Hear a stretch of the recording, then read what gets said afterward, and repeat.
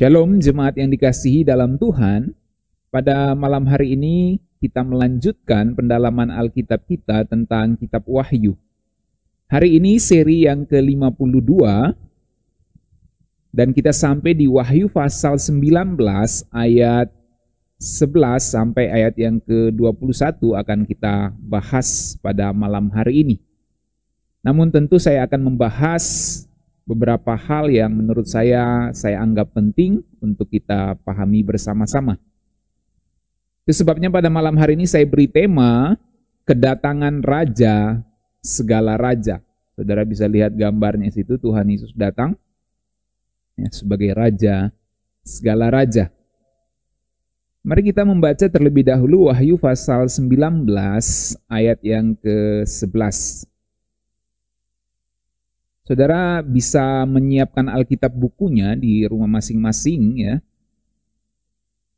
Kalau saudara baca Wahyu 19 ayat 11 itu diberi judul Firman Allah.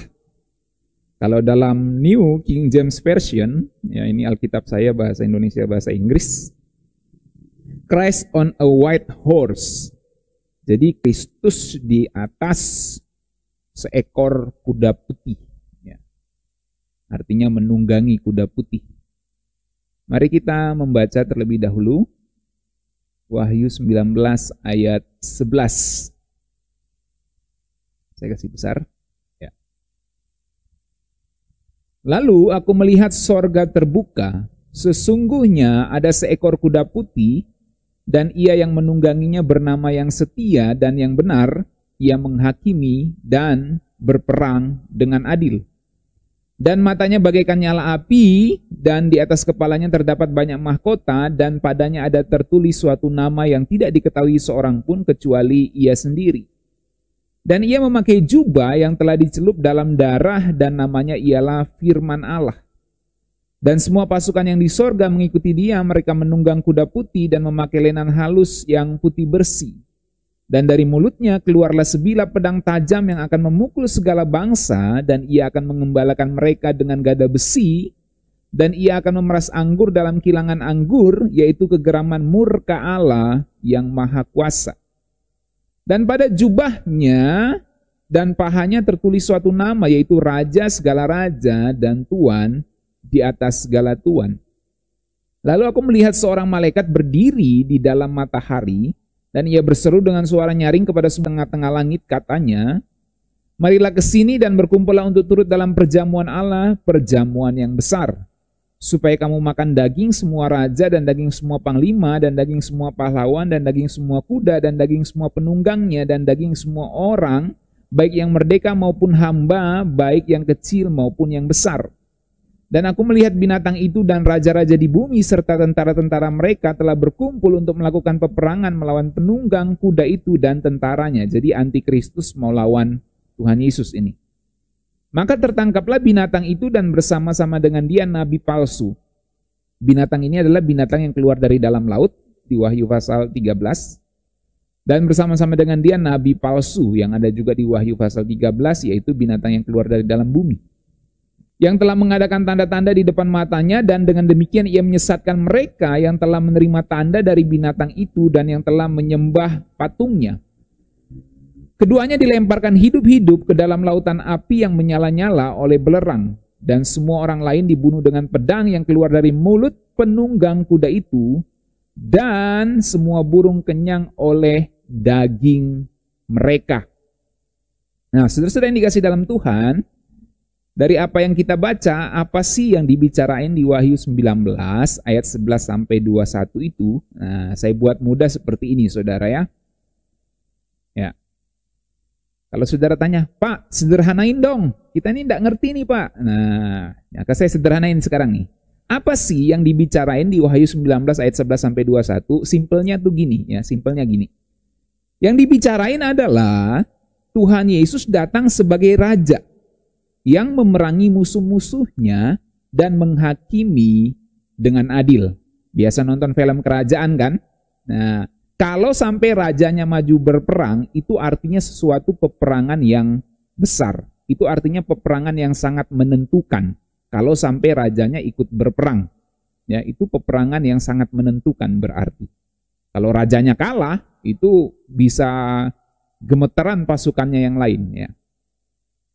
Jadi di Wahyu 19 itu Tuhan Yesus itu datang sebagai raja yang memerangi musuh-musuhnya dan menghakimi, bukan hanya memerangi tetapi menghakimi dengan adil.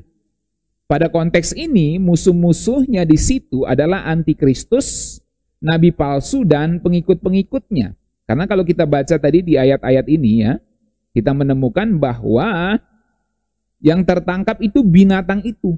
Nah, ini binatang yang keluar dari dalam laut. Jadi saya nggak akan banyak jelaskan di sini karena saya sudah jelaskan di binatang yang keluar dari dalam laut, binatang yang keluar dari dalam bumi, dan beberapa seri sebelumnya sudah saya pernah terangkan ini juga. Jadi musuhnya Tuhan di sini ya, itu binatang yang keluar dari dalam laut, itu antikristus, dan binatang yang keluar dari dalam bumi, lalu itu nabi palsu, lalu pengikut-pengikutnya. Itulah yang akan dihancurkan oleh Tuhan yang dilukiskan dalam Wahyu pasal 19 ini. Nah, jadi Tuhan Yesus datang sebagai raja untuk menghancurkan antikristus, menghancurkan nabi palsu dan pengikut-pengikutnya. Nah, itu intinya. Jadi kalau saudara tanya, Pak, apa sih yang dibicarain di Wahyu 19? Ya itulah sudah yang dibicarain. Tuhan Yesus datang sebagai raja, memerangi musuh-musuhnya, dan menghakimi dengan adil. Nah, itu dia. Itu aja. Kemudian nanti diceritain dengan bagaimana dia ciri-cirinya Tuhan Yesus di situ ya. Ciri-cirinya matanya bagaikan nyala api, dari mulutnya keluar pedang. Ya, saudara nggak usah terbuyar konsentrasinya dengan ciri-ciri itu, dan tidak usah juga terbuyar konsentrasinya dengan bagaimana binatang itu dihukum, dilempar hidup di dalam lautan api. Nggak usah terbuyar dengan cerita dengan hal-hal detail itu. Cukup saudara mengerti di Wahyu 19 itu pokoknya intinya Tuhan Yesus datang sebagai raja, itu aja. Dan dia datang sebagai raja untuk memerangi musuh-musuhnya dan menghakimi dengan adil. Kalau saudara sudah dapat poinnya, baru nanti saudara bisa terbantu melihat detail-detailnya ya. Oke, jadi begitu caranya belajar Alkitab saudara ya. Tangkap intisarinya, lalu mulai lihat detail-detailnya, supaya saudara nggak terbuyar dengan detail-detail saja tanpa melihat inti permasalahannya. Oke. Nah, saudara-saudara, yang saudara perlu pahami adalah bahwa dalam kitab Wahyu, kedatangan Tuhan itu dibicarakan dalam berbagai sudut pandang. Misalnya dalam Wahyu pasal 6, kedatangan Tuhan dibicarakan dalam perspektif goncangan alam, ya. Dan ada di situ disebutkan hari murka anak domba. Lalu di Wahyu 14, kedatangan Tuhan Yesus digambarkan sebagai penuai yang mengayunkan sabitnya. Lalu kedatangan di Wahyu pasal 19 digambarkan sebagai seorang yang menunggang kuda putih. Jadi dari sini kita mengerti bahwa kedatangan Tuhan Yesus itu dibicarakan dalam berbagai perspektif dalam kitab Wahyu. Satu kedatangan yang sama, yaitu kedatangan kedua kali, dibicarakan dalam berbagai sudut pandang, sama seperti seorang fotografer yang mengambil beberapa sudut pandang, padahal yang disoroti cuma satu, ya, seperti itu. Itu sebabnya, saudara-saudara, kalau kita mau tafsirkan kitab Wahyu, maka salah satu cara menafsirkan kitab Wahyu adalah melihat adanya pengulangan, ya. Bentar. Jadi salah satu cara menafsirkan kitab Wahyu adalah melihat adanya pengulangan cerita dari perspektif yang berbeda. Itulah yang disebut dalam istilah teologi paralel progresif, ya. Jadi melihat ada pengulangan cerita dari perspektif yang berbeda. Kalau di Wahyu 14, ya, ini saya kasih contoh di sini. Misalnya di Wahyu 14 dilihat dari sisi goncangan alam, di Wahyu pasal 6, ya. Di pasal A misalnya dilihat dari sisi goncangan alam. Di pasal B dilihat dari sisi penuaian. Dan di pasal C dilihat dari sisi peperangan. Ini pasal 6, ini pasal yang ke-14. Di sini Wahyu pasal 19, kedatangan Tuhan Yesus yang kedua kali dilihat dari sisi peperangan. Nah, Jadi semuanya itu kedatangan kedua kali, saudara ya. Tapi dilihat dari beberapa sudut pandang. Nah, jadi kalau saudara bertanya, sekali lagi, Wahyu 19 itu bicarain apa sih Pak? Bicarain Tuhan Yesus datang sebagai Raja yang memerangi musuh-musuhnya dan menghakimi dengan adil. Nah, ada beberapa detail yang perlu kita mengerti di sini, saudara ya. Setelah nanti kalau saudara membaca Wahyu 19, ada beberapa detail yang saudara perlu mengerti di situ. Nanti sambil saya bacakan, mari kita lihat yang pertama, detail dari Wahyu 19. Menarik di ayat 11 ya, menghakimi dan berperang itu ditulis dalam bentuk present tense ya, dalam tata bahasa Yunani. Nah, saya bacakan lagi dulu karena sempat terputus tadi live streaming kita. Wahyu pasal 19. Ayat 11, mari sudah perhatikan. Lalu aku melihat sorga terbuka, sesungguhnya ada seekor kuda putih, dan ia yang menungganginya bernama yang setia dan yang benar, ia menghakimi dan berperang dengan adil. Nah, ya kan? Jadi, yang setia dan yang benar menghakimi dan berperang dengan adil. Ternyata kalau kita lihat dalam bahasa Yunaninya, itu ditulis dalam bentuk present tense, saudara ya. Menghakimi dan berperang itu ditulis dalam bentuk present tense, bukan future tense. Jadi memang dia akan datang nanti. Tapi rupanya tindakan menghakimi dan berperang itu sudah atau sedang terjadi terus-menerus. Yang nanti akan mencapai puncaknya pada kedatangannya yang kedua kali. Jadi menarik sekali ya, kalau saya mau kasih tunjuk dalam bahasa Yunaninya gini ya. Ini Wahyu pasal 19, saudara ya. Kita lihat ayat 11.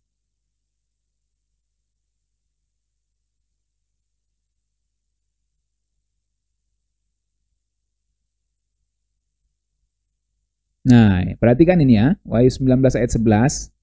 Mudah-mudahan kelihatan ini ya, Wahyu 19 ayat 11. Sudah perhatikan kata ini. He that judge and make war. Ya. Perhatikan ini. Apakah kelihatan?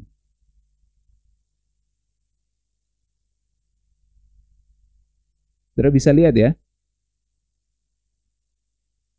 Oke. Nah ini kalau saya klik di sini saudara ya. Ini krine itu menghakimi. Sudah perhatikan tense-nya itu present ya. Nah, ini saya kasih tunjuk supaya saudara melihat, saya nggak karang-karang ya. Ini present ya, tense-nya. Jadi itu krine dari kata krino ya. Krine. Krine itu menghakimi ya. Present tense-nya ya. Oke, kemudian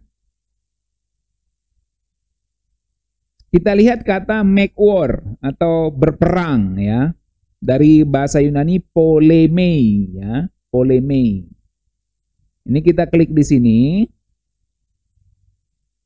Ini tense-nya present juga ya. Jadi menghakimi maupun berperang itu tense-nya present. Oke, ya itu sekedar info saja ya. Just info aja. Nah, terus gini. Kan ini bicarakan kedatangan Tuhan Yesus yang kedua kali, ya kan? Kan kalau kita baca gini ya, ini saya mau kasih saudara alur pikirnya nih. Perhatikan ya, lalu aku melihat surga terbuka, sesungguhnya ada seekor kuda putih dan ia yang menungganginya bernama yang setia dan yang adil, yang setia dan yang benar. Ia menghakimi dan berperang dengan adil. Ini sudah terjadi enggak? Ya, terjadi sudah dalam penglihatan itu. Tetapi nanti kan Tuhan Yesus belum datang. Benar nggak? Tuhan Yesus kan belum datang kedua kali. Jadi belum terjadi. Nanti kalau Tuhan Yesus datang yang kedua kali, ya anggap saja dia secara hurufiah datang seperti itu, ya itu kan akan datang. Tuhan Yesus akan datang yang kedua kali. Tetapi menariknya kata menghakimi ya dan berperang dengan adil di situ ditulis dalam bentuk present tense. Jadi walaupun Tuhan Yesus akan datang kedua kali nanti, menghakimi dan berperangnya itu sedang terjadi. Nah, itu maksudnya, ya. Nah, apa artinya kalau gitu bentuk present tense-nya di situ? Nah, saya mau kasih tahu itu artinya paling tidak ada dua pengertiannya. Yang pertama, ini menunjukkan bahwa adanya konflik besar antara Kristus dan musuh-musuhnya. Makanya banyak orang sekarang masih tidak suka sama orang Kristen, tidak suka sama pengikut Kristus. Adanya bom, ya, adanya teror kepada orang-orang percaya, itu menunjukkan adanya orang-orang yang tidak suka kepada Kristus dan pengikut-pengikut Kristus. Nah, jadi itu musuh-musuh. Nah, dari Kristus. Nah, maka kalau dikatakan Tuhan Yesus akan datang kedua kali dan Tuhan Yesus itu sedang menghakimi dan sedang berperang, itu menunjukkan memang ada permusuhan antara Kristus dan musuh-musuhnya.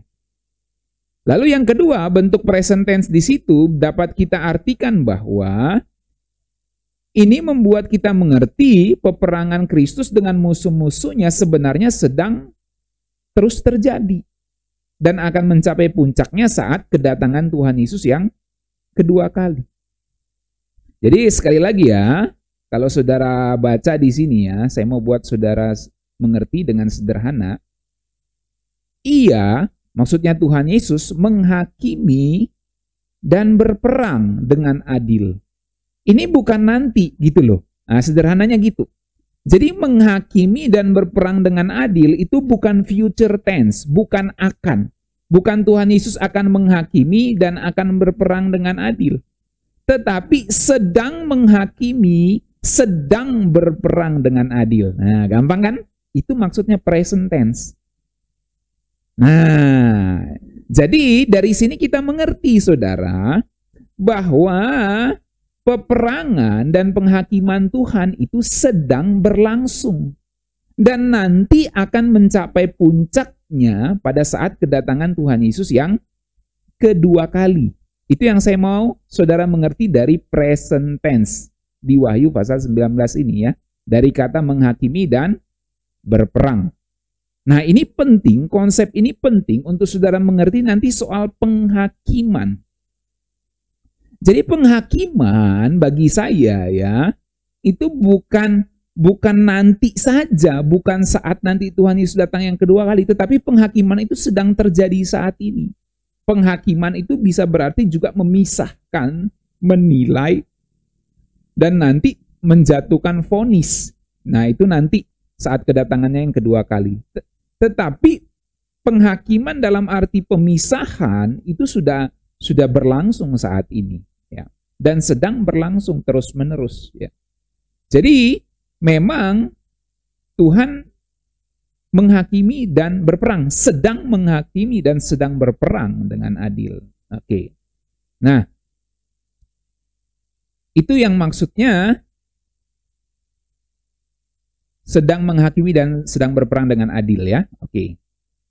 Jadi saudara-saudara, dengan kematian dan kebangkitan Tuhan Yesus itu memang telah memenangkan pertempuran melawan iblis. Perhatikan ini ya, telah memenangkan pertempuran melawan iblis. Jadi Alkitab itu benar mengatakan Tuhan Yesus itu telah menang, benar. Tetapi kita perlu mengerti peperangan belum selesai.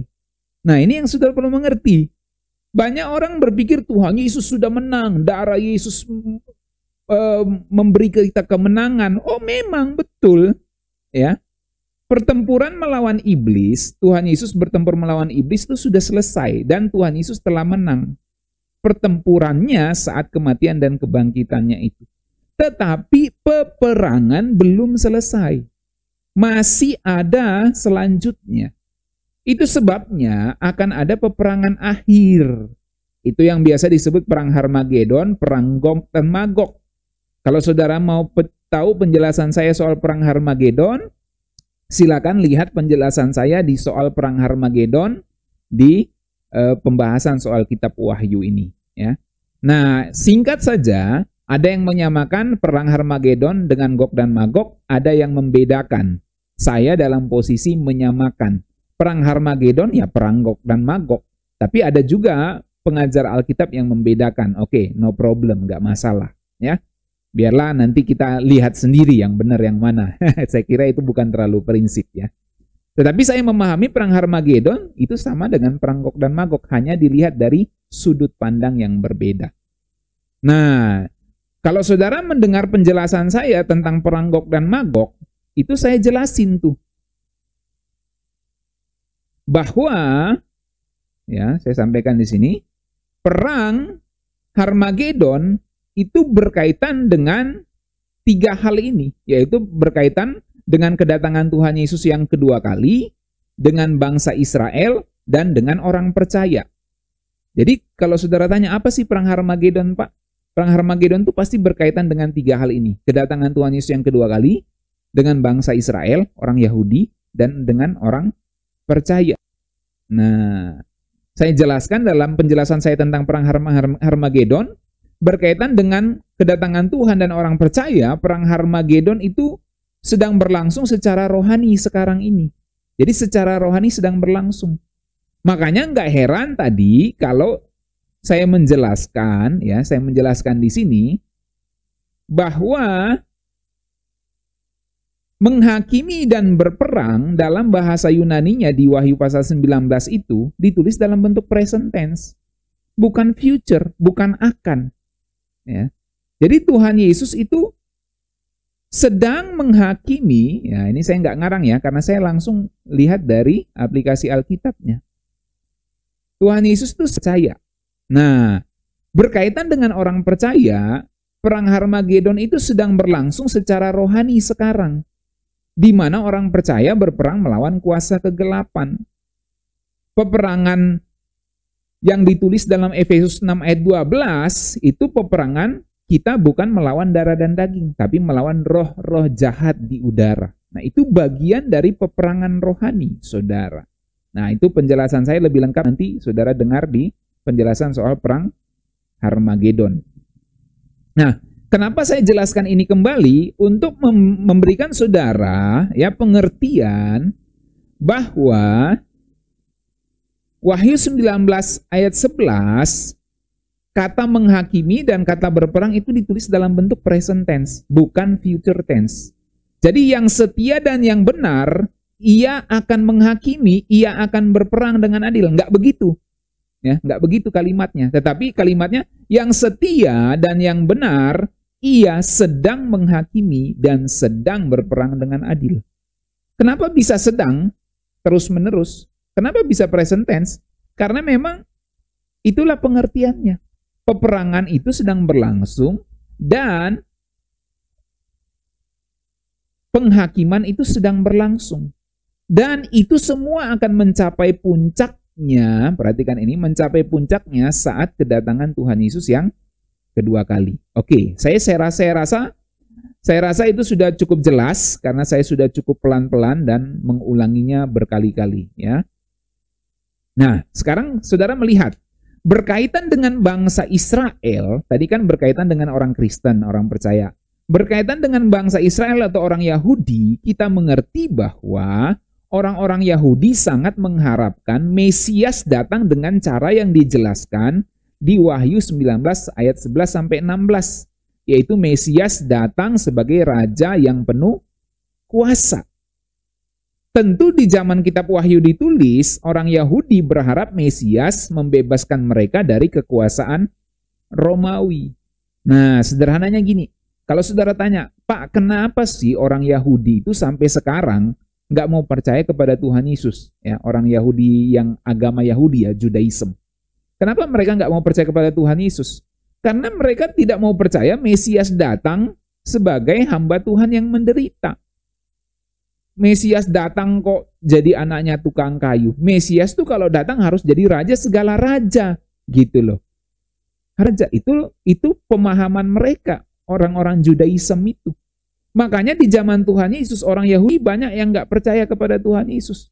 Kenapa? Karena mereka tidak percaya Mesias datang modelnya kayak gitu ya. Mesias kok disalibkan, kok nggak mau turun dari salib bebaskan diri sendiri, gitu ya. Maunya mereka Mesias itu perkasa dan membebaskan mereka dari kekuasaan Romawi. Nah, di Wahyu 19 ayat 11 ini ya, Tuhan Yesus digambarkan sebagai sosok yang penuh kuasa. Saudara bayangkan di ayat 12 matanya bagaikan nyala api, Di kepalanya terdapat banyak mahkota. Tuh, ini raja segala raja ini, ya. Di mulutnya keluar pedang. Nah, ini luar biasa, ini digambarkan sosok yang perkasa. Sosok yang perkasa. Lalu ayat 16, dan pada jubahnya dan pahanya tertulis suatu nama, yaitu Raja segala raja dan Tuan di atas segala tuan. Jadi ini sosok yang luar biasa yang diharapkan oleh orang Yahudi. Nah, makanya saya katakan tadi, perang Harmagedon pada puncaknya itu berkaitan dengan orang Yahudi juga. Karena inilah sosok yang mereka nantikan dan digambarkan dalam Wahyu 19 ini, ya. Oke. Apakah masih nyambung? Wah, terulang dia.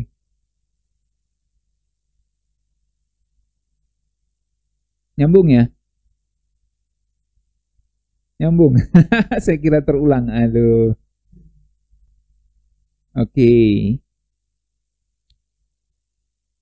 Ya, jadi sekali lagi saudara-saudara ya, di Wahyu 19 itu Tuhan Yesus datang sebagai raja yang memerangi dan menghakimi dengan adil. Nah, saya sudah jelaskan tadi detail yang pertama yang saudara perlu mengerti soal menghakimi dan berperang ya dengan adil. Sekarang saya mau saudara lihat detail berikutnya di Wahyu 19 itu. Ya. Detail berikutnya adalah soal banyak mahkota. Nah, ya kan? Di Wahyu 19 ayat yang ke-12, dan matanya bagaikan nyala api. Ini saya nggak perlu terangin. Ya, saudara sudah ngerti sendirinya. Kalau sendirilah, kalau Tuhan Yesus digambarkan matanya bagaikan nyala api, itu berarti menunjukkan dia penuh kekuasaan dan dia saat pada konteks ini penuh dengan murka, ya, murka. Dan di atas kepalanya terdapat banyak mahkota. Nah, ini yang saya mau terangkan. Apa maksudnya banyak mahkota? Dalam bahasa Yunani, kata mahkota di situ adalah diadema. Nah, diadema ini adalah mahkota yang menunjukkan royal dignity, yaitu mahkota kerajaan. Jadi diadema itu mahkota kerajaan yang menunjukkan martabat dan kemuliaan kerajaan. Nah, menarik bahwa Tuhan Yesus itu memakai banyak mahkota.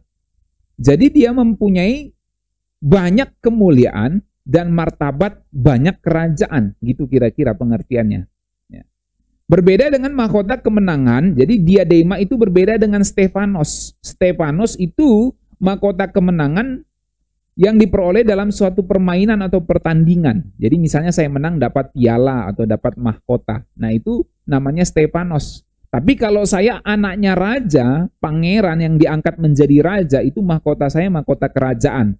Yang bukan didapatkan karena hasil pertandingan, tetapi memang ini mahkota yang pantas diberikan kepada raja, gitu ya. Nah, itu Stefanos.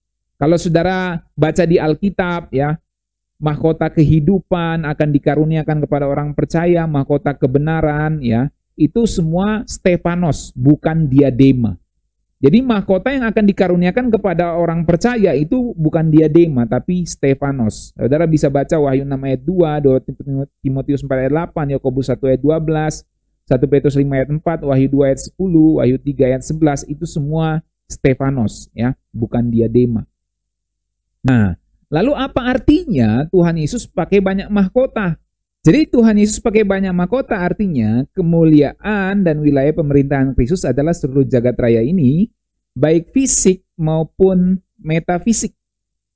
Kalau kita bandingkan Roma 14 ayat 9, di situ jelas sekali dikatakan bahwa Tuhan Yesus itu menjadi Tuhan atas orang hidup maupun Tuhan atas orang mati.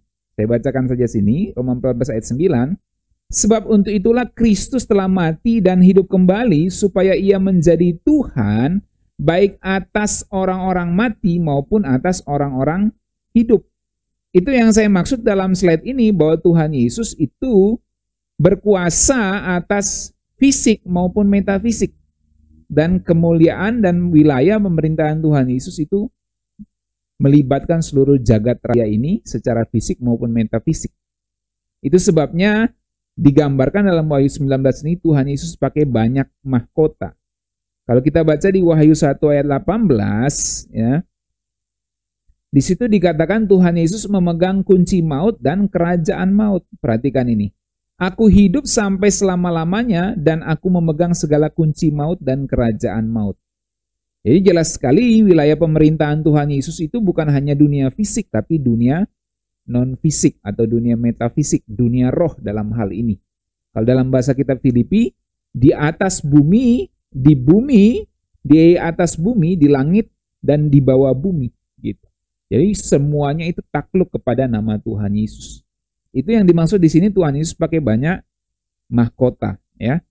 Oke, kemudian detail berikutnya adalah soal nama yang hanya Tuhan Yesus yang tahu, gitu ya. Perhatikan ini Wahyu 19 ayat yang ke-12 bagian akhir, ya.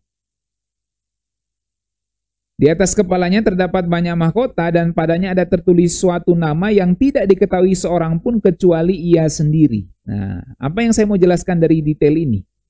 Yang sudah perlu mengerti adalah bahwa nama Yesus itu nama Tuhan kita waktu masih di bumi ini. Dan dalam Filipi 2 ayat 9 itu nama yang sangat berkuasa.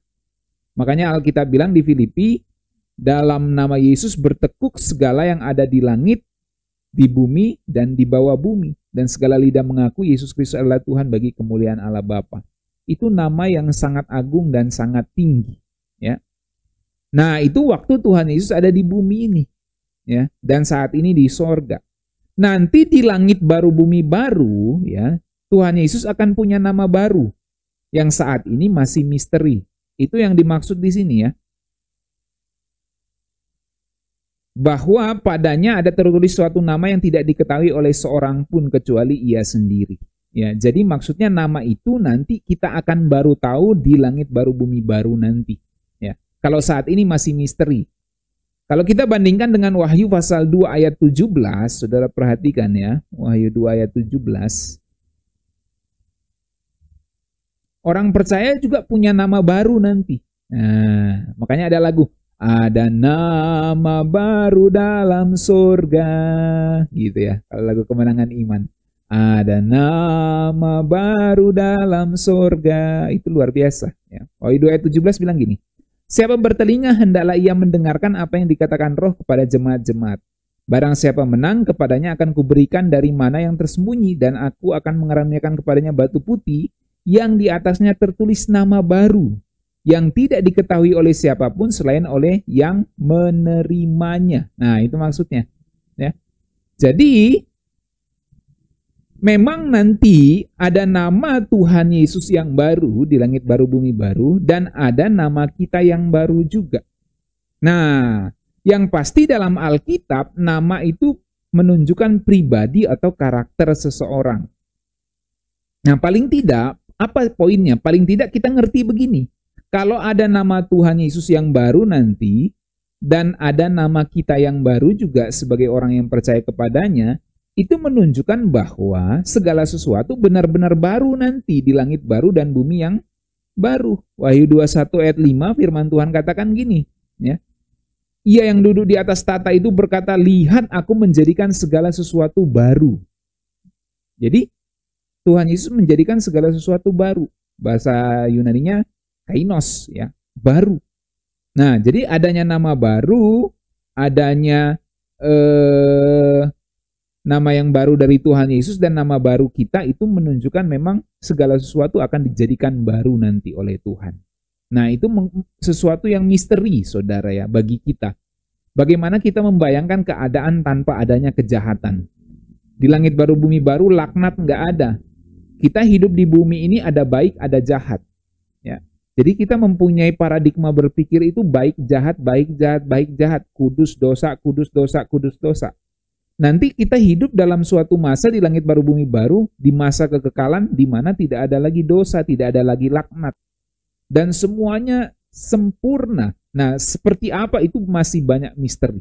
Kita tidak pernah hidup di mana tidak ada kejahatan.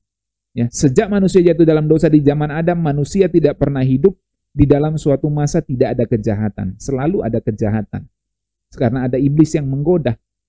Kita belum pernah merasakan hidup di mana tidak ada kejahatan, belum pernah. Nanti itu kita akan rasakan di langit baru bumi baru. Nah, seperti apa rasanya? Kita nggak tahu, karena kita nggak pernah mengalaminya. Nah, itu salah satu yang termasuk hal yang dikatakan di sini, segala sesuatu dijadikan baru, termasuk nama baru itu nanti. Nah, paling tidak kita mengerti kalau misalnya istilah anak domba itu menjadi peringatan abadi, ya peringatan abadi karena anak domba Allah itu menunjukkan pengorbanan Tuhan Yesus. Dan saya kira pasti kita akan selalu mengingat pengorbanan Tuhan di langit baru bumi baru. Itu menjadi peringatan abadi. Tetapi nama baru di langit baru bumi baru nanti itu bukan Yesus lagi. Ya, besar kemungkinan bukan Yesus lagi. Karena dikatakan di situ nama yang hanya diketahui oleh dia sendiri. Nah, kenapa? Karena Yesus itu tukang menyelamatkan. Itu jelas jadi peringatan abadi. Tetapi ada nama baru yang menunjukkan karakternya sebagai pemimpin agung yang juga adalah Allah pribadi kedua dari Allah Tritunggal yang akan terlihat oleh kita secara jasmani. Nah, siapa namanya nanti diperkenalkan dalam dunia yang baru kita nggak tahu. Ya, yang pasti dia menjadi raja dan Bapa yang kekal, dan kerajaan itu disebut kerajaan Bapa supaya Bapa menjadi semua di dalam semua, kata kitab Korintus ya. Oke. Jadi itu detail yang saya mau kasih tahu soal nama, hanya Tuhan Yesus sendiri yang tahu ya. Nah, kalau saudara tanya apakah Bapa tahu, ya pastilah Bapa di surga tahu ya. Roh Kudus tahu ya, Roh Kudus tahu lah ya. Jadi itu menunjukkan bahwa bukan Allah, pribadi Allah pasti nggak tahu, itu maksudnya. Nah, kemudian jubah yang telah dicelup dalam darah. Nah, ini yang saudara perlu ngerti lagi. Wahyu 19 saya bacakan. Ayat yang ke-13. Nah, perhatikan ya. Dan ia memakai jubah yang telah dicelup dalam darah dan namanya ialah firman Allah. Perhatikan ini, jubah yang telah dicelup dalam darah. Kalau saya tanya kepada saudara, ini darah Yesus atau darah yang lain? Besar kemungkinan saudara akan menjawab semua ini darah Tuhan Yesus. Jadi jubahnya dicelup dalam darahnya sendiri, gitu kan? Pasti besar kemungkinan saudara akan menjawab itu. Berarti kan ia memakai jubah yang telah dicelup dalam darah dan namanya ialah firman Allah. Nah, pertanyaan saya, darahnya siapa ini? Ya kan? Pasti kebanyakan saudara memahami ini, oh, ini darah Yesus ini, ya. Nah, apakah benar seperti itu? Nah, kita perhatikan di sini. Dicelup itu dalam bahasa Yunani tense-nya perfect, ya. Kalau saya perlihatkan di sini ya. Wahyu 19 ayat 13, perhatikan sini ya. Ya, babamenon, bebamenon, ya, ini dipped in blood. Nah, ini tense-nya perfect ya, Greek perfect ya. Kata kerja dengan tense perfect ya. Ini kata kerja pasif. Oke.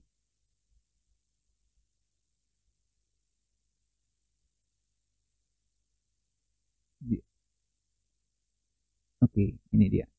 Nah, jadi ini tense-nya perfect saudara ya, dicelupkan. Nah, jadi itu telah dicelupkan maksudnya. Jadi jubahnya itu telah dicelupkan dalam darah. Nah, pertanyaannya dicelupkannya itu kapan gitu ya. Nah, ini menarik sekali. Kalau kita perhatikan ayat 15 ya. Ayat 15 perhatikan. Dan dari mulutnya keluarlah sebilah pedang tajam yang akan memukul segala bangsa. Dan ia akan mengembalakan mereka dengan gada besi, dan ia akan memeras anggur dalam kilangan anggur, yaitu kegeraman murka Allah yang maha kuasa. Perhatikan, ia menggembalakan mereka dengan gada besi, dan ia akan memeras anggur dalam kilangan anggur. Nah, ini kan kalau kita baca dalam bahasa Indonesianya, ia akan memeras anggur. Padahal kalau kita lihat dalam bahasa Yunaninya, ayat 15 itu ya, itu tense-nya present, saudara. Nah, ini ya.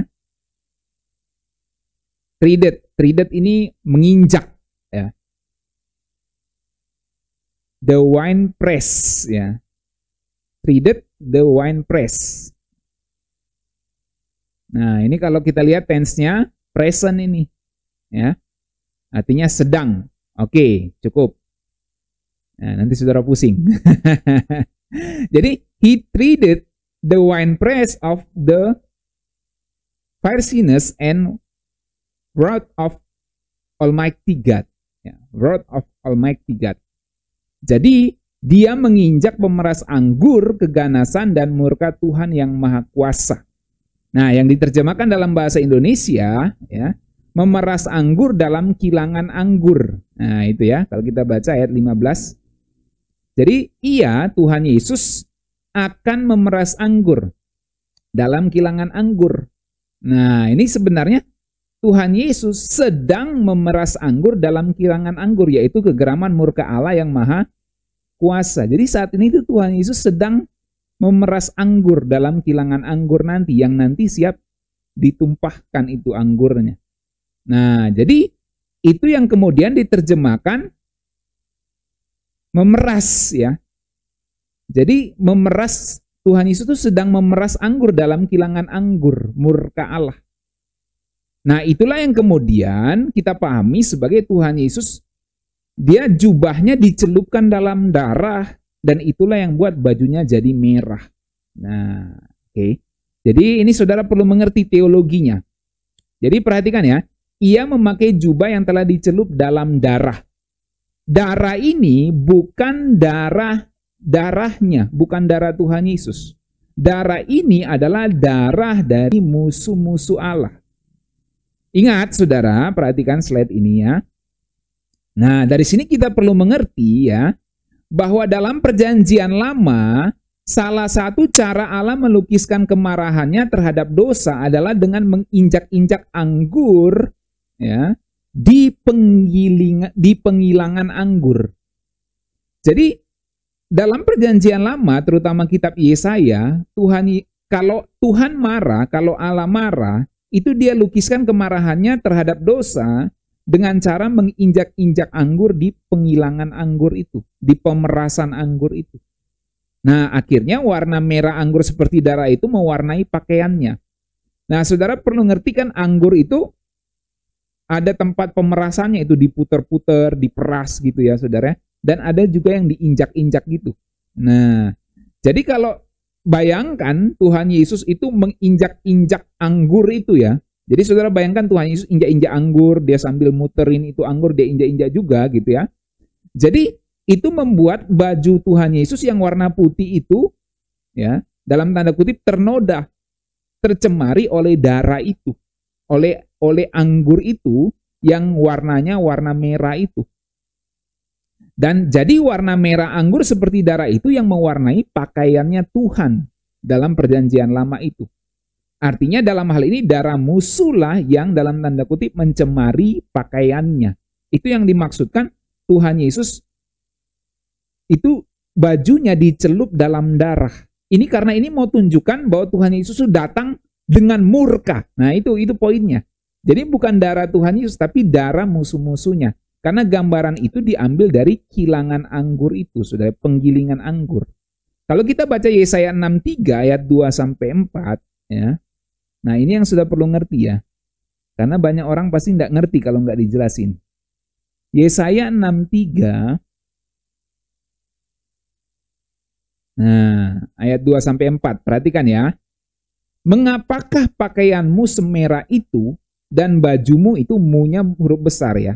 Mengapakah pakaianmu semerah itu dan bajumu seperti baju pengirik buah anggur? Tuh, berarti kan pengirik buah anggur. Nah, ayat 3.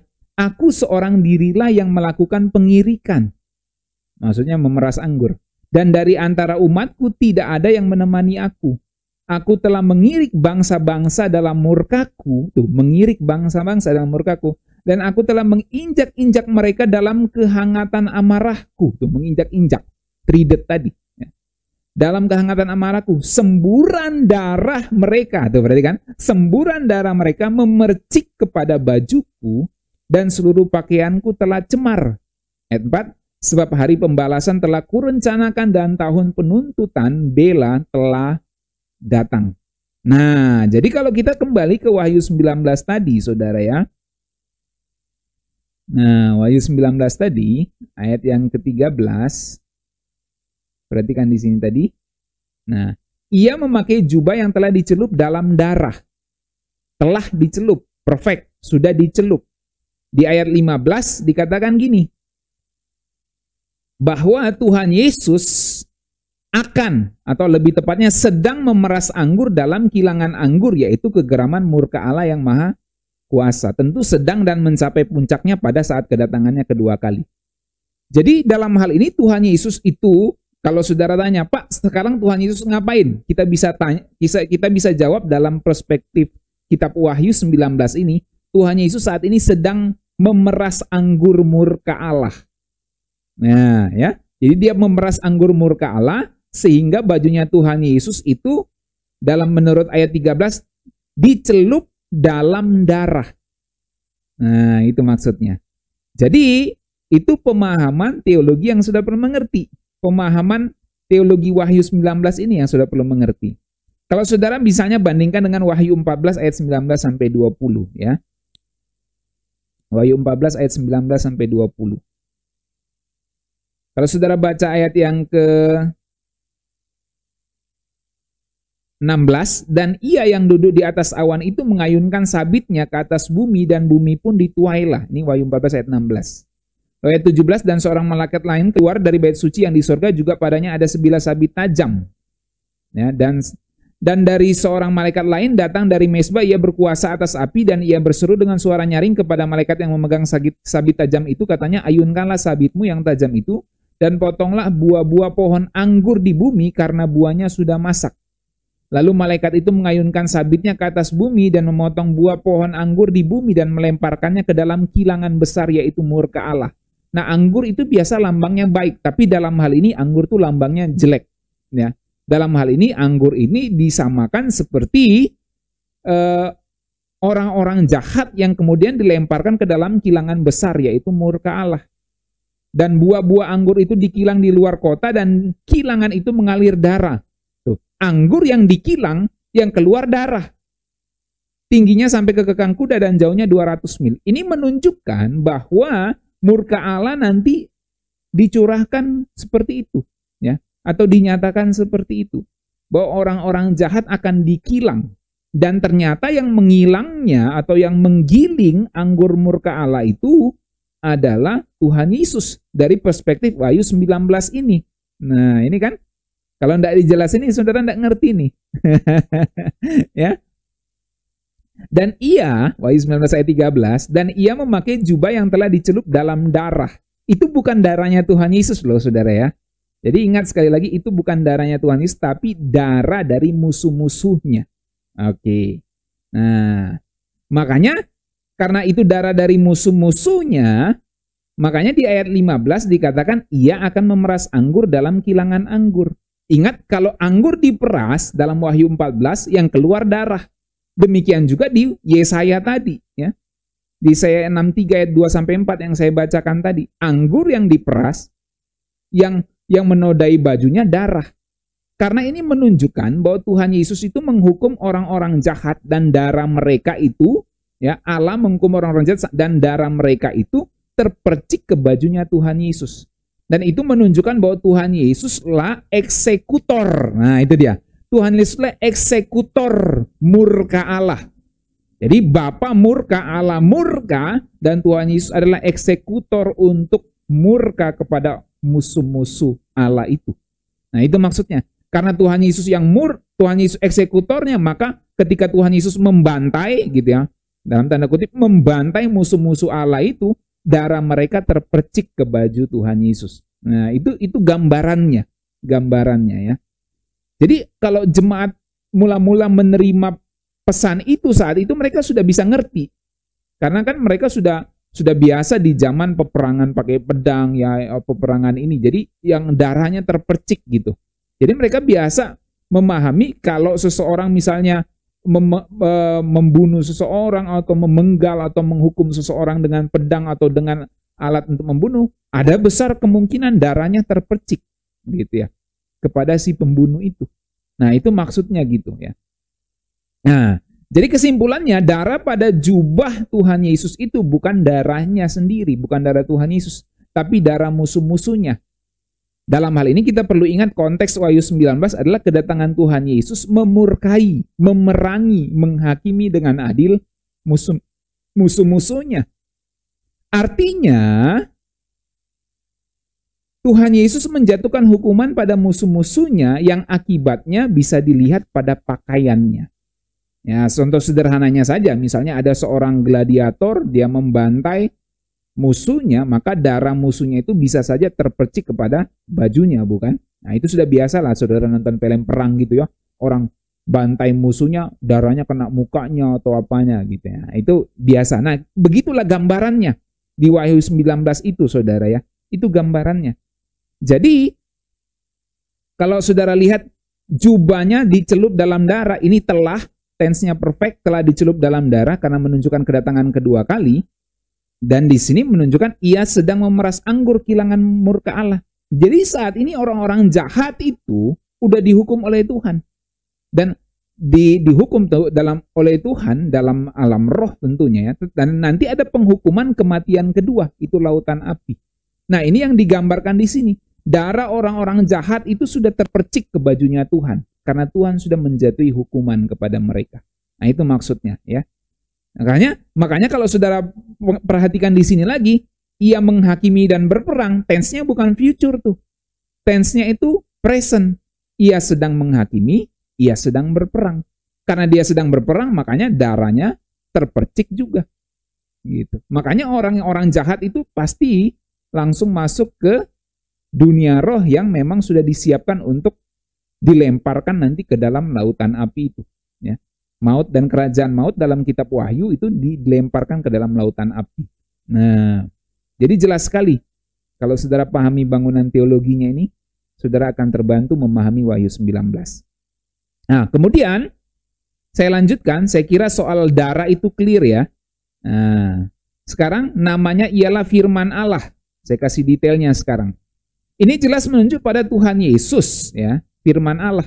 Yohanes 1 ayat 1, Yohanes 1 ayat 14, pada mulanya firman itu bersama dengan Allah, firman itu menjadi manusia diam di antara kita, 1 Yohanes 1 ayat 1, firman itu firman hidup yang diraba, disentuh, dan lain-lain ya. Kita baca saja 1 Yohanes 1 ayat 1, ini dia ya. Apa yang telah ada sejak semula, yang telah kami dengar, yang telah kami lihat dengan mata kami, yang telah kami saksikan, dan yang telah kami raba dengan tangan kami tentang firman hidup, itulah yang kami tuliskan kepada kamu. Jadi maksudnya Tuhan Yesus itu firman itu. Jadi namanya firman Allah, maka itu meneguhkan bahwa Tuhan Yesuslah yang datang. Penunggang kuda putih itulah Tuhan Yesus, itu sudah pasti. Nah, menarik sekali dalam kitab Wahyu kata firman Allah atau dalam hal ini logos theos itu tepat ditulis 7 kali. Dan itu jelas menunjukkan kegenapan kesempurnaan firman Allah itu. Saudara nanti bisa baca di Wahyu pasal 1 ayat 2, ayat 9, 6 ayat 9, 17 ayat 17, 19 ayat 9, 13, lalu Wahyu 20 ayat 4. Itu semua menunjukkan logos theos, firman Allah. Dan ada 7 kali kata firman Allah itu, ya, atau perkataan Allah itu ditulis dalam Wahyu. Itu luar biasa ya, menunjukkan kesempurnaan dari firman itu. Oke. Sekarang kita lihat detail, saya kira ini yang terakhir dari detail yang akan saya jelaskan. Dalam Wahyu pasal 19, ya, ayat yang ke-14. Dan semua pasukan yang di sorga mengikuti dia, mereka menunggang kuda putih dan memakai lenan halus yang putih bersih. Nah, semua pasukan di sorga. Pertanyaan kita gini, siapa semua pasukan di sorga saat kedatangan Tuhan Yesus yang kedua kali itu? Apakah malaikat saja? Apakah orang percaya saja? Atau dua-duanya? Kalau kita baca Wahyu 15 ayat 6 misalnya ya. Ini kan ciri-cirinya semua pasukan di sorga. Ciri-cirinya pasukan di sorga itu menunggang kuda putih, memakai lenan halus yang putih bersih. Nah, apakah lenan halus yang putih bersih itu hanya orang percaya yang pakai? Tidak juga, karena Wahyu 15 ayat 6, kalau saudara lihat ya, Wahyu 15 ayat 6, dan ketujuh malaikat dengan ketujuh malapetaka itu keluar dari bait suci, berpakaian lenan yang putih bersih, dan berkilau-kilauan. Jadi malaikat juga ya itu punya baju seperti itu. Orang percaya di Wahyu 7 ayat 14, kita baca Wahyu 7 ayat 14, juga punya pakaian seperti itu. Perhatikan ya. Maka kataku kepadanya, Tuanku, Tuhan mengetahuinya. Lalu ia berkata kepadaku, mereka ini adalah orang-orang yang keluar dari kesusahan yang besar, dan mereka telah mencuci jubah mereka dan membuatnya putih di dalam darah anak domba. Tuh, ya kan? Lalu kalau kita baca Wahyu 17 ayat 14, Wahyu 17 ayat 14, mereka akan berperang melawan anak domba, tetapi anak domba akan mengalahkan mereka karena ia adalah Tuhan di atas segala Tuhan dan Raja di atas segala Raja. Mereka bersama-sama dengan dia juga akan menang, yaitu mereka yang terpanggil, yang telah dipilih, dan yang setia. Artinya, orang percaya ini ikut berperang bersama dengan Tuhan di atas segala Tuhan dan Raja di atas segala Raja. Jadi orang percaya juga. Wahyu 19 ayat 8. Ayat-ayat sebelumnya tadi ya. Nah, 19 ayat 8 perhatikan. Dan kepadanya dikaruniakan supaya memakai kain lenan halus yang berkilau-kilauan dan yang putih bersih. Lenan halus itu adalah perbuatan-perbuatan yang benar dari orang-orang kudus. Nah, jadi semua pasukan di sorga mengikuti dia dan ciri-cirinya itu adalah bajunya putih bersih, lenan halus. Malaikat juga pakai itu, manusia juga pakai itu. Dalam hal ini orang percaya juga pakai itu. Jadi semua pasukan di sorga itu siapa? Dalam hal ini orang percaya maupun malaikat. Nah itu jawabannya. Makanya kita memahami saat Tuhan Yesus datang yang kedua kali di awan-awan, kita terangkat ke sorga, kita keangkat ke langit ya, bertemu Tuhan di awan-awan. Dari situ ada pertempuran antara Tuhan dengan orang-orang yang tertinggal di bumi ini. Nah kalau saudara baca Matius 24 ayat 31, itu jelas sekali. Ya. Kita baca Matius 24 ayat 31.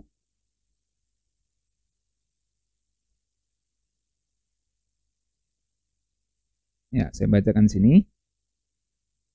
Dan ia akan menyuruh keluar malaikat-malaikatnya dengan meniup sangkakala yang dahsyat bunyinya, dan mereka akan mengumpulkan orang-orang pilihannya dari keempat penjuru bumi, dari ujung langit yang satu ke ujung langit yang lain. Dikumpulkan di mana? Ya dikumpulkan di awan-awan. Karena ini dikumpulkan dari seluruh bumi, dikumpulkannya ya di atas. Ya. Jadi jelas sekali itu pengangkatan, rapture. Dan itu satu kali aja. Nah, ada orang yang memahami rapture itu 2 kali, ada yang memahami rapture 3 kali. Udah kacau menurut saya pemahamannya. Ya nggak seperti itu. Makanya perlu pahami kitab Wahyu itu satu kedatangan yang kedua kali dilihat dari berbagai perspektif. Markus 13 ayat 27 kita baca lagi ya. Markus 13 ayat 27. Dan pada waktu itu pun ia akan menyuruh keluar malaikat-malaikatnya dan akan mengumpulkan orang-orang pilihannya dari keempat penjuru bumi dan dari ujung bumi sampai ke ujung langit. Jadi jelas sekali semua orang percaya akan dikumpulkan. Lukas 9 ayat 26. Kita baca lagi. Lukas 9 ayat 26.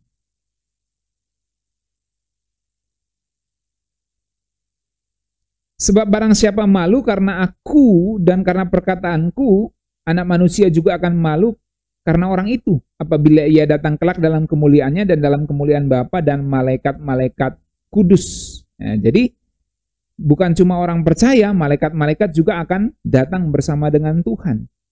Kalau kita baca lagi 1 Tesalonika 4 ayat 13 sampai 18.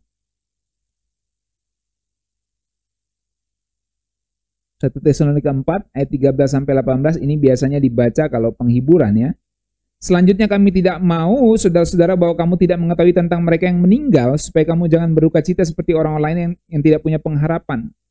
Karena jikalau kita percaya bahwa Yesus telah mati dan telah bangkit, maka kita percaya juga bahwa mereka yang telah meninggal dalam Yesus akan dikumpulkan Allah bersama-sama dengan Dia. Tuh, dikumpulkan. Ini kami katakan kepadamu dengan firman Tuhan, kita yang hidup yang masih tinggal sampai kedatangan Tuhan sekali-kali tidak akan mendahului mereka yang telah meninggal. Sebab pada waktu tanda diberi, yaitu pada waktu penghulu malaikat berseru dan sangkakala Allah berbunyi, maka Tuhan sendiri akan turun dari sorga, ya, kalau dalam bahasa kitab Wahyu, menunggang kuda putih, dan mereka yang mati dalam Kristus akan lebih dahulu bangkit. Sesudah itu kita yang hidup yang masih tinggal akan diangkat bersama-sama dengan mereka dalam awan menyongsong Tuhan di angkasa. Demikianlah kita akan selama-lamanya bersama dengan Tuhan. Jadi saat Tuhan Yesus datang menunggang kuda putih itu mau menjatuhkan murkanya kepada orang-orang yang jahat, musuh-musuh Allah, maka kita diangkat ke sorga. Nah, maka dari perspektif bumi akan kelihatan Tuhan Yesus datang bersama orang-orang kudusnya, bersama para malaikat dan orang-orang percaya itu. Nah, untuk menghakimi, untuk berperang melawan musuh-musuh Allah ini, gitu ya. Jadi kita diangkat dulu, baru ada peperangan akhir, ya. Itu maksudnya. Intinya gitu. Lalu kita baca 2 Tesalonika 1 ayat 6 sampai 10. Ya, saya akhiri di sini ya. 2 Tesalonika 1 ayat 6 sampai 10. Perhatikan ini. Nah, ini pas sekali ini dengan kitab Wahyu tadi. Perhatikan. Sebab memang adil bagi Allah untuk membalaskan penindasan kepada mereka yang menindas kamu. Perhatikan tuh ya. Adil bagi Allah untuk membalaskan penindasan. Coba kita tukar kalimatnya. Sebab memang tidak adil bagi Allah untuk tidak membalaskan. Kalau kita pakai kata tidak adil, maka kita harus katakan tidak membalaskan. Tapi kalau kita pakai kata adil bagi Allah untuk membalaskan penindasan kepada mereka yang menindas kamu.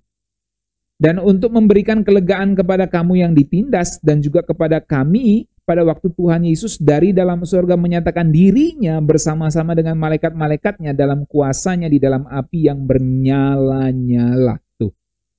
Jadi saat Tuhan Yesus datang kita diberikan kelegaan. Makanya kita diangkat ke surga bertemu dengan dia, diangkat ke awan-awan. Nanti yang tertinggal, wah itu akan dibalaskan oleh Allah semua kejahatan mereka. Nah, perhatikan Tuhan Yesus datang dengan malaikatnya dalam kuasanya di dalam api yang bernyala-nyala. Kalau dalam perspektif kita Wahyu tadi, menunggang kuda putih, matanya bagaikan nyala api, dari mulutnya keluar pedang. Ayat 8, dan mengadakan pembalasan. Tuh, itu anggur murka Allah yang Tuhan Yesus saat ini sedang kirik, ya, sehingga bajunya itu ternoda warna merah yang dikatakan dalam kitab Wahyu dicelup dalam darah. Untuk menunjukkan bahwa memang dia datang untuk memurkai musuh-musuh Allah. Dalam hal ini Tuhan Yesus eksekutor yang menggiling murka Allah itu. Anggur murka Allah itu. Nah itu maksudnya. Jadi dan mengadakan pembalasan terhadap mereka yang tidak mau mengenal Allah dan tidak mentaati Injil Yesus Tuhan kita. Mereka ini akan menjalani hukuman kebinasaan selama-lamanya dijauhkan dari hadirat Tuhan dan dari kemuliaan kekuatannya. Nah, jadi jelas sekali saudara ya, bahwa memang pembalasan itu haknya Tuhan. Nah, oleh sebab itu saya mau akhiri dengan ini, dengan kalimat ini. Ya, ini pesan pastoral untuk kita semua. Keadilan Allah dalam kitab Wahyu, dalam Alkitab ya, terutama dalam kitab Wahyu, itu dihubungkan dengan pembalasan. Dan saat Tuhan Yesus datang kembali dalam kemuliaannya, pertanyaannya gini, kita ada di pihak mana? Apakah kita ada di pihak dia atau di pihak musuh? Di pihak mana kita itu sangat ditentukan dari pilihan dan tindakan yang kita buat saat ini untuk kerajaannya. Kalau tindakan kita melawan kerajaannya, berarti kita adalah musuh Allah. Tapi kalau tindakan kita adalah tindakan untuk membesarkan kerajaannya, untuk melayani kerajaannya, maka kita adalah orang-orang yang berada di pihak Tuhan, yang saat dia datang kita akan diangkat untuk bersama-sama menghakimi dunia ini. Oke, saudara-saudara, itulah penjelasan dari Wahyu 19 yang saya bisa berikan kepada saudara. Sekali lagi, apa sih yang dibicarain di Wahyu 19 ayat 11-21? Tuhan Yesus datang sebagai raja yang memerangi musuh-musuhnya dan menghakimi dengan adil. Itu aja poinnya. Detail-detailnya seperti yang saya jelasin tadi. Semoga ini membantu kita sekalian dan nanti saya akan sambungkan beberapa video yang sudah sempat terpotong tadi.